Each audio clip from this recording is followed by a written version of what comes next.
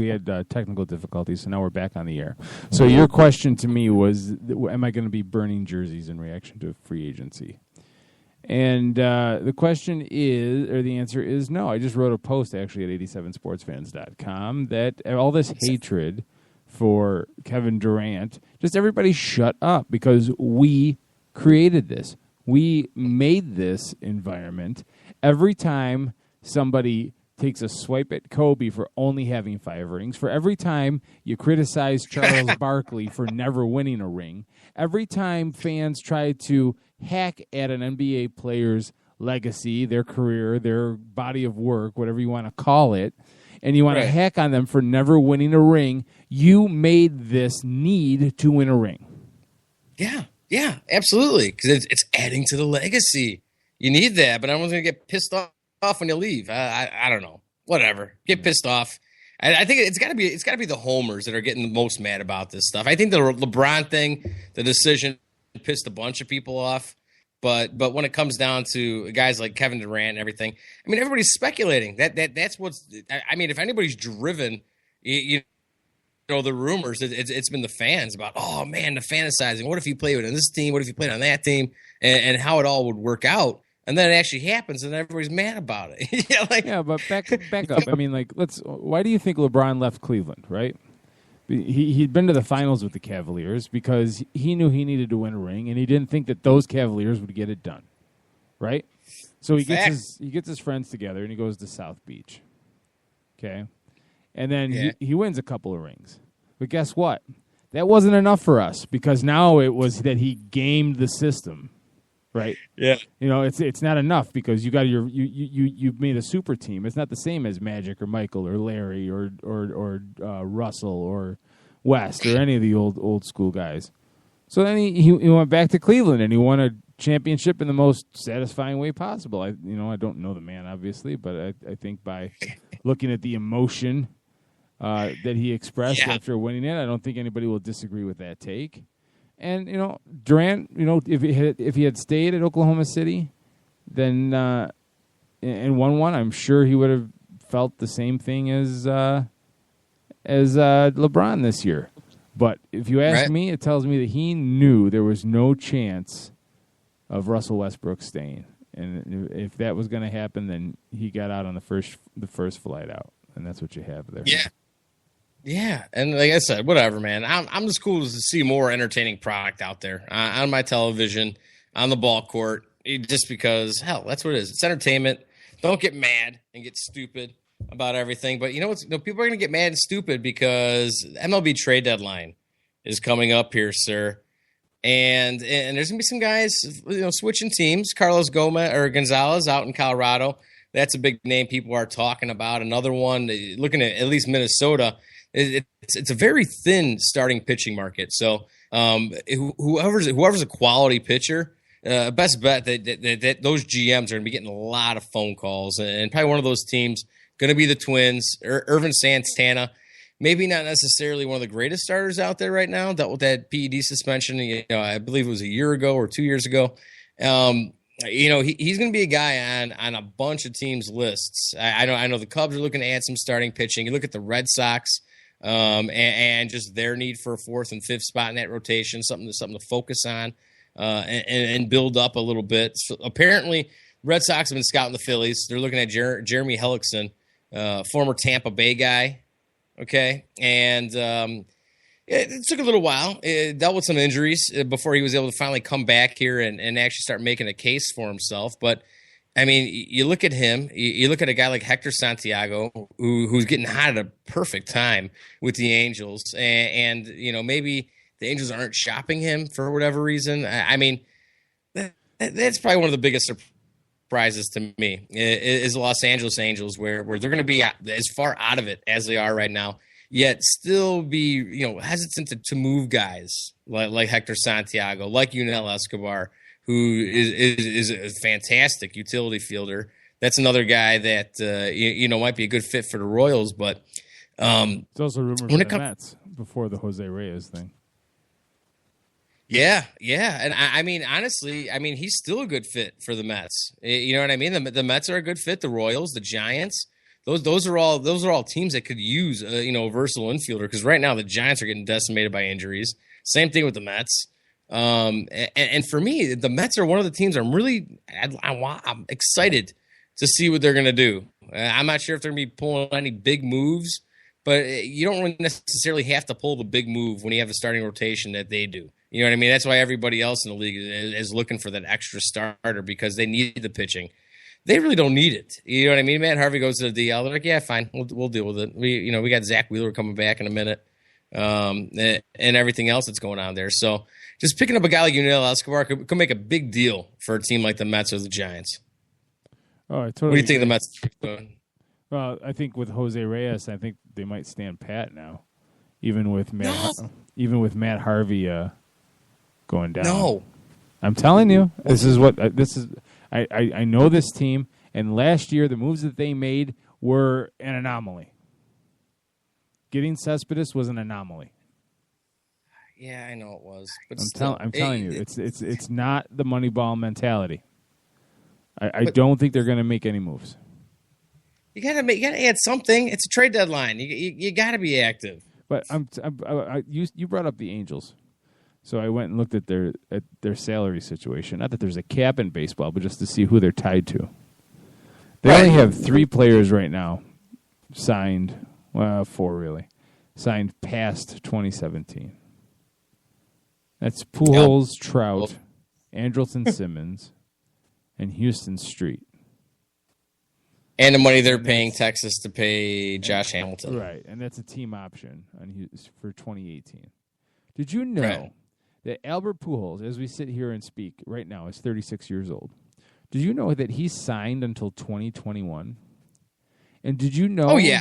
Did you realize that in 2021 that contract will pay him $30 million? At like 46 or 47 years of age, ain't it? Yeah. Like, seriously, that's 5 years from now. He'll be 41, making $30 million. What the F? That's BS. Let's talk about everyone's complaining about Timothy Mozgov getting 4 years and $60-something million, and rightfully so. But freaking Mike Trout is going to be making $34 million a year for 2018, 2019, and 2020. Tell me he ain't gonna be worth it. He'll be good and very productive at that age. I'll give him that. I think. Unless they pull like a Mets and Bobby Bonilla and they just restructure it so they have to pay him $1 million for the next 50 years. Man, I don't know about this Trout guy, but he's got some great PEDs because he's got him been rocking them for a while. I'm sorry. I know he's not having a monster year right now. I don't think, But man, just an absolute beast of a human being, and somehow is still just on top of his game, and just hasn't gotten bad. At any point in his career, he's got to be doing something. Yeah, I'm sorry. Let's speculate. I was momentarily distracted by breaking news out of Dallas. What? Oh, more awful things. Dallas police chief statement says snipers shot 10 officers and 3 are dead. Are you kidding me? Dear God. Whoa, dude, this is getting too much. And I mean, and here's the thing. We're going to bring in Coty here in just a second. But I mean, even in today's social media age and all that stuff, I mean, how are guys, the officers in these situations, how are they still, willing to do this stuff? I get some of these guys are scared, and some of these other guys are just straight assholes. You know what I mean? And now it's going to kick back up, man. I'm not going to lie to you. When that thing happened out in Boston last year, I was scared shitless. I didn't know what was going to happen. I thought it was going to be uproars. You know what I mean? When they were talking about the gang leaders meeting. And apparently they were talking about, they teamed up together to help one another, not in terms of attacking the police, but just to try to keep everything cool. But good Lord, a sniper, really? Snipers is what they said. Snipers. Good Lord, man. What the hell, dude? It's Trump's day and age, bro. It's all coming to truth. All this hatred, everything else coming out, and all of this is getting worse and worse. Worse every damn day. It's not just Trump, BT Dubs. Oh no, it's not. It's not. But it definitely encourages the supremacist, jerks that are out there to be a little bit more vocal and feel more confident about what they're saying. That's what irritates me the most about that. Apparently, the Dallas protest was so orderly and peaceful that cops were posing with demonstrators until someone started firing. So you tell me what's going on there. I don't know. It's just got to stop. Let's talk music. Where's Coty? Yeah, what's up, Coty? Celebratory 40 time. Hey, what's up, guys? Nothing. Hate to bring you on that awful note, bro. But outside of that, how is your evening going, sir? Yeah, it's going all right. Yeah, I quit drinking for a while, so I'm kind of bummed about that. But besides that, I'm all right. Oh, wait. You know what? I forgot to introduce him the right way. Oh, yes, please. And now, ladies and gentlemen, it's time for the one, the only, the man, the myth, the emo prince of the Midwest, Coty VanCura.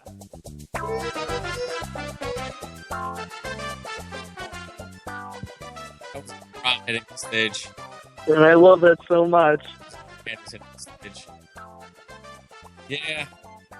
I'm still feeling the sausage making music, though. We need to find that. I love the game show. What's sausage making music?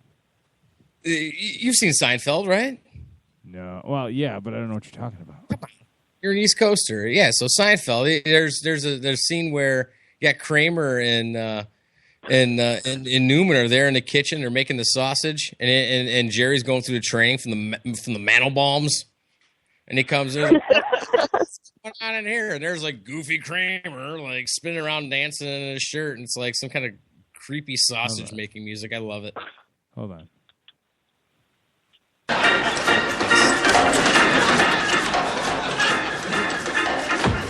What is this? Oh, we're making sausages. That music? Yes, that music. It sounded really distorted, unfortunately. No, it was a clip from the show. Through my mic. That might be my end, I think. Yeah. It was Either way. That's what I need to hear. I need to hear that music. Something like that when Coty comes on. Because that would get me super excited and jacked up for a segment. I missed you, Coty. Yeah, it's been a couple of weeks since I've seen you, dude. I miss you, too. Oh, are you there? Hello? John, are you there? Uh-oh, we lost Johnny. Momentarily, of course. So, how are you doing, Keith? What's new in your world? What music's got you all aroused? Lately I've been listening to a lot of Edith Piaf, the French singer. So that's where I've been at musically. How about you, dude? Not where I have not been where you are. I'm not gonna lie. Johnny, are you back? Oh, John's gone. John's MIA. No, you know what I started to get into? I use Amazon Music because it comes with my Prime membership. So every now and then I'll just pick like the new channel, the new alternative or whatever, just to see what it throws at me. Right. And Andrew McMahon in the Wilderness. Yeah, Andrew McMahon's really good. Have you listened to any of his earlier bands? No. I'm just making my way there now. Musically, there's some incredible stuff, dude. In the early 2000s, he was in a band called Something Corporate, and then he what was that called? I want to make the note of that. Something Corporate. Something Corporate, yeah. Cool. Same kind of sound, or was it? A lot more like pop punk, piano driven. Is the Wilderness still very piano driven? Yeah, I wasn't getting that, but maybe it's just me. Yeah, I don't know. But after that, he was in Jack's Mannequin, too. And then, if I'm not mistaken, he got some kind of cancer and took a while off music and then came back with Andrew McMahon in the Wilderness. Like I like lyricists that like don't just come out and just tell you point blank what they're trying to say. Like they embed it a little bit. And that song, right? That song High Dive, I was just like, man, Cat got me in my 20s right there. Yeah, dude, I can't honestly say I've listened to a lot of Andrew McMahon in the Wilderness, but I loved his two prior bands. So I'll give them I'll check out the Something Corporate there. Johnny, are you back? Yeah, I'm back. I think. I don't know. I heard myself die like 3 times so far tonight. So What was that like? Did you see your life flash before you, like in reverse, like they say it happens? no, I was just here for it, and then just heard you guys talk about me, like Johnny. Oh, Johnny, are you there? And I'm like, yeah, I'm here. I'm shouting at you guys, and I'm just like drifting away from my radio body. It was horrible, but yeah, it was. It was sad, but that's okay. Yeah, crap. Who were you guys talking about that whole time? I was improvising, so I asked Coty what he was into lately, and he was talking about French music.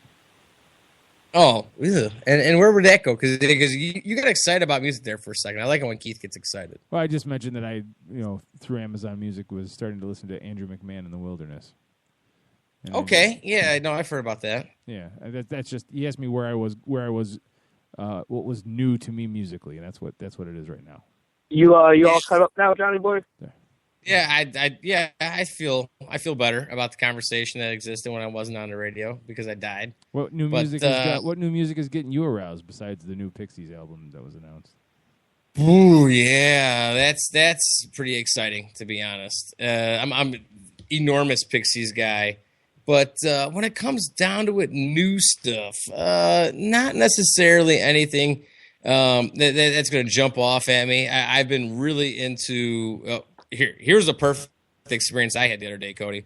I was driving out to a 4th of July party on Monday, and when I was driving back, like driving over to my girl's house, and I had the Moonshaped Pool album on by Radiohead, and I had fireworks going off around, like literally all around me. Everybody was firing off fireworks. Experience.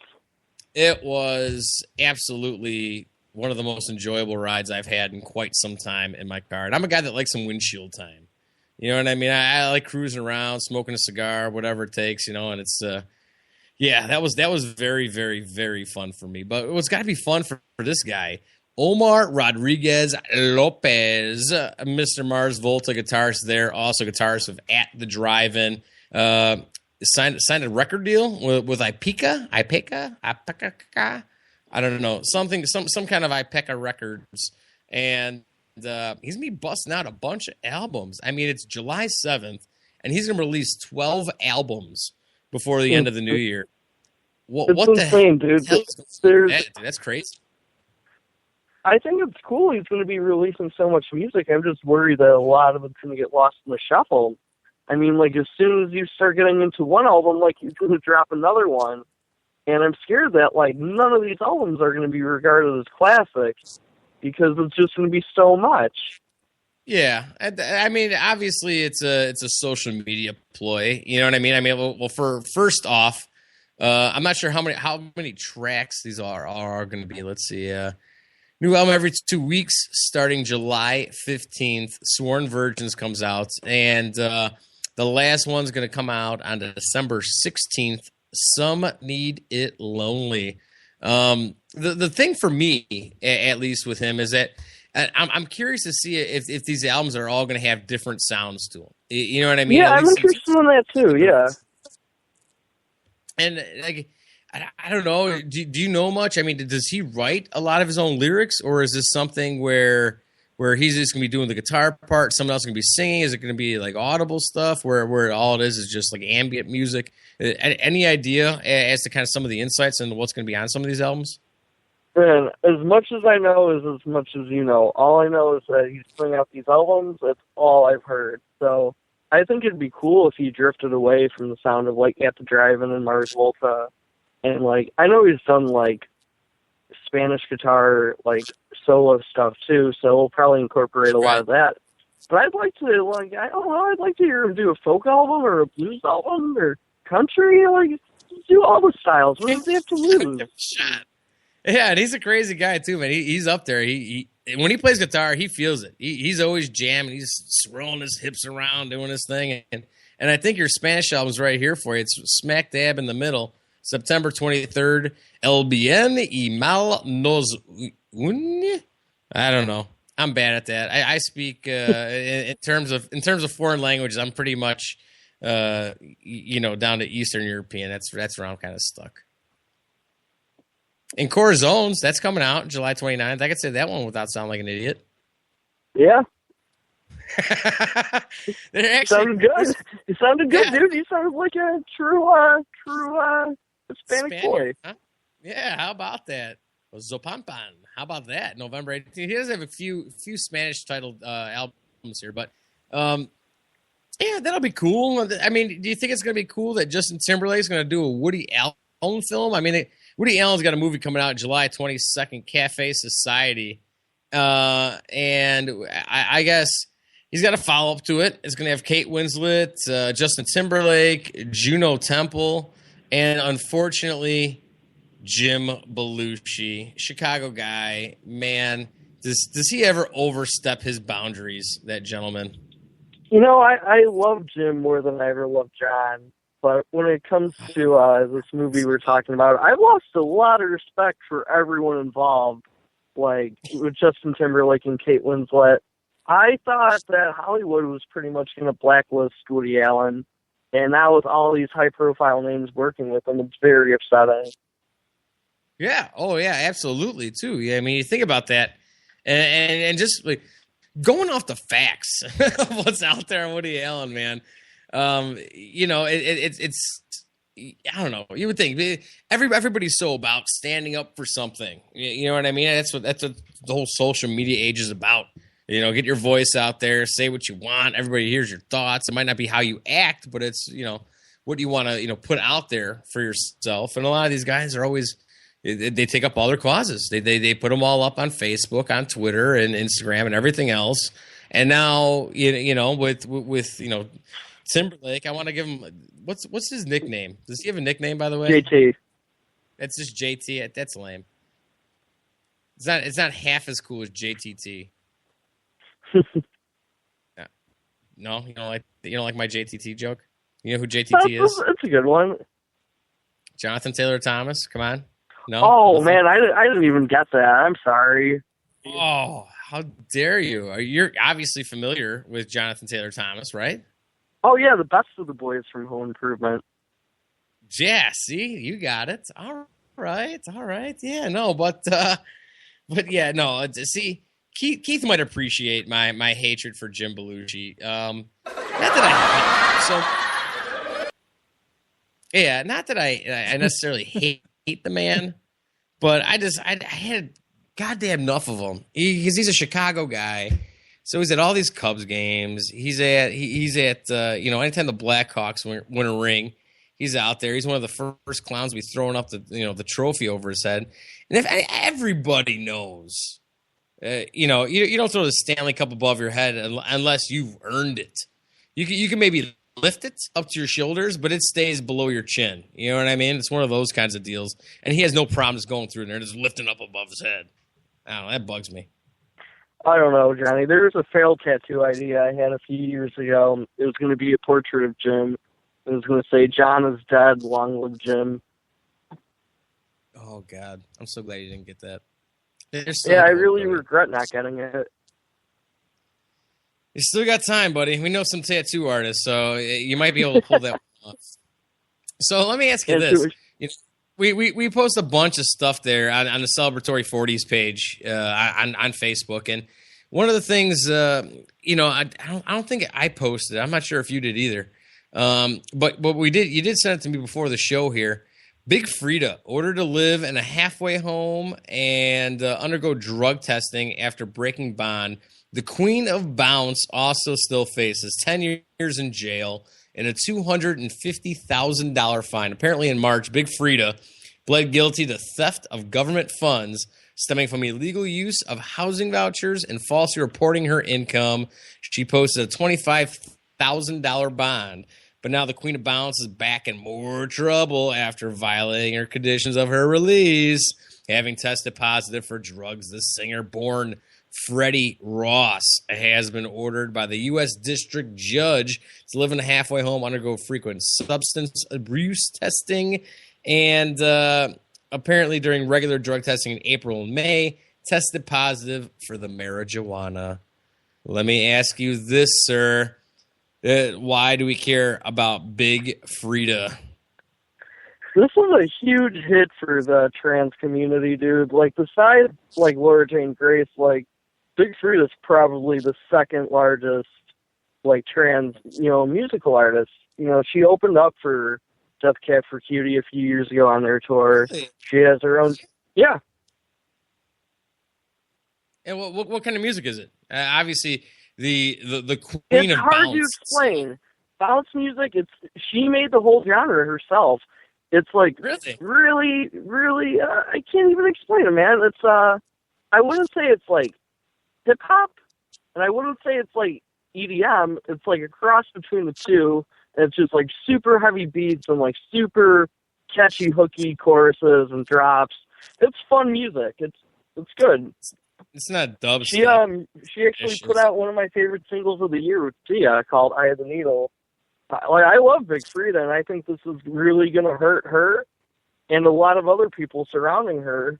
And I don't think it's fair. I mean, like, I guess she has to pay the price for the drugs and everything, but I don't know. I'm really scared to see where this goes, and I'm totally backing her 100%. But what good musician, especially one that's going to create their own damn genre, hasn't been on drugs before? I mean, yeah, exactly. I think the thing that people are going to have like the most issue with it is basically it took $35,000 in Section 8 housing vouchers, and that's considered felony theft. Yeah, this is a bad idea. But I feel like this is going to open the door for all the hate mongers that are going to come out now and all of a sudden give a little bit of I guess, steam to the anti-LGBT community, which sucks. Yeah, like, I knew she was poor before she made it big, so, like, it never clarified in any of the articles I've read when this was that she was purchasing drugs when she was in Section 8 housing, so who knows if this is old and it's just being brought to light, whatever's going on with it. It's a sad, sad day when Big Frida going into jail. She's gonna hit I'll send you one of her songs after the show, Johnny. I think you'd like it. Music. Fortunately, that is us and finding our way to the radio here. He's telling us time to wrap it. Coty, my man, I love you to death. All right, Johnny, Keith, you guys have a good night. Yeah, you too, man. I'm praying to God that your heartburn issues subside, so I can start seeing a little bit more of you, because I need more Coty in my life. Absolutely, dude. Like I said, I'm taking a break from drinking, so hopefully that's going to clear things up. Man, well, best of luck to you, brother. Godspeed, Coty VanCura of Celebratory. Night, dude. There he is. That's Coty VanCura, and that's going to do us here for the Johnnie Bobbo Show. So we're going to thank a lot of our guests. We're thanking our guy, Coty VanCura, right there, our little buddy. Check him out on Facebook, Celebratory Forties page. And also Carey Wood of Sports and Swag, NBA Free Agency Frenzy. Love him to death. Find him on Twitter at Sports and Swag. You can also find him at sportsandswag.com. Talks a lot of baseball or basketball, and if you're into college football, he's your guy too. So check him out for that. And unfortunately, my touched co-host Bob, he can't be here tonight. We love you, Bobbo. We'll hopefully catch you next week. That sounds like that's going to be the case. But we got to thank the best damn producer in the world, Keith Grieve. You can follow him at Keith Grieve on Twitter, also on 87sportsfans.com. But most importantly, thank you, calling, texting, tweeting, listening, downloading. We love you very, very much. You can find the Johnnie Bobbo Show on Facebook and listen to the show on Spreaker, iTunes, and Stitcher. I'm Johnny Malores. You can find me at Malores on Twitter, Facebook, Instagram. And you can be weird, fly your freak flag, and whatever you do, be good, huh?